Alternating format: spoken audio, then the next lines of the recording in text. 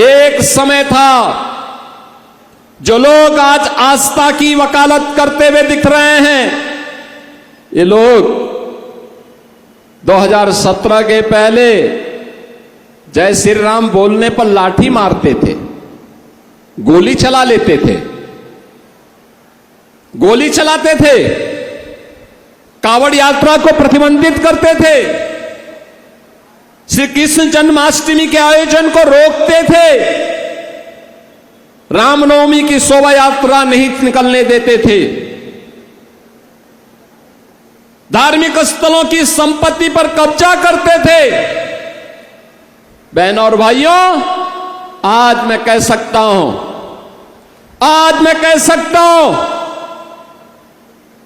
पश्चिमी उत्तर प्रदेश के लिए, यहां के किसानों के लिए, यहां के युवाओं के लिए, देश के अन्नदाता किसानों के लिए और देश के अन्नदाता किसानों के उन्नयन के लिए और युवाओं के उज्जवल भविष्य के लिए चौधरी चरण सिंह जी ने जो सपना देखा था, उस सपने को आज साकार कर रही है डबल इंजन की भारतीय जनता पार्टी और एनडीए की सरकार। एक और अन्नदाता किसान के उन्नयन का कार्य हो रहा है, उसके चेहरे पर खुशहाली लाने का कार्य हो रहा है। दूसरी ओर नौजवानों के लिए नौकरी और रोजगार की सुविधा है, बहन और बेटी को सुरक्षा भी है और उनके स्वावलंबन के लिए भी योजना है, और हर गरीब को शासन की योजना का लाभ प्रदान करने का कार्य भी हो रहा है। हर व्यापारी को सुरक्षा प्रदान की जा रही है, उनके निवेश को भी और उसको भी सुरक्षा प्रदान करके उसको आगे बढ़ाने का कार्य किया जा रहा है।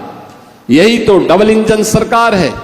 आज कावड़ यात्रा को कोई रोकता नहीं, आज तो शानदार कावड़ यात्रा चल रही है। सुरक्षा सरकार उसके साथ खड़ी है, प्रशासन उनकी सेवा में खड़ी है, उद्यमी व्यापारी और स्वयंसेवी संगठन उनकी सेवा के लिए खड़े रहते हैं। और मैं आज के इस अवसर पर जब कावड़ यात्रा प्रारंभ होने वाली है, मैं सभी कावड़ संघों से विनम्र अपील करूंगा, बहनों और भाइयों, मैं उनसे अपील करूंगा कि याद रखना, हम सब श्री राम के वंशज हैं, श्री कृष्ण के अनुयायी हैं और भोले शंकर के भक्त हैं। हम सब इस बात को ध्यान रखेंगे, राम की मर्यादा, कृष्ण की लीला और शंकर की समरसता और जीवंतता हमेशा हमें आगे बढ़ने के लिए प्रेरित करती है। जीवन में अनुशासन और धैर्य, ये हमारी सबसे बड़ी पूंजी होनी चाहिए। छोटी छोटी बातों को लेकर के कहीं हुड़दंगई नहीं होनी चाहिए।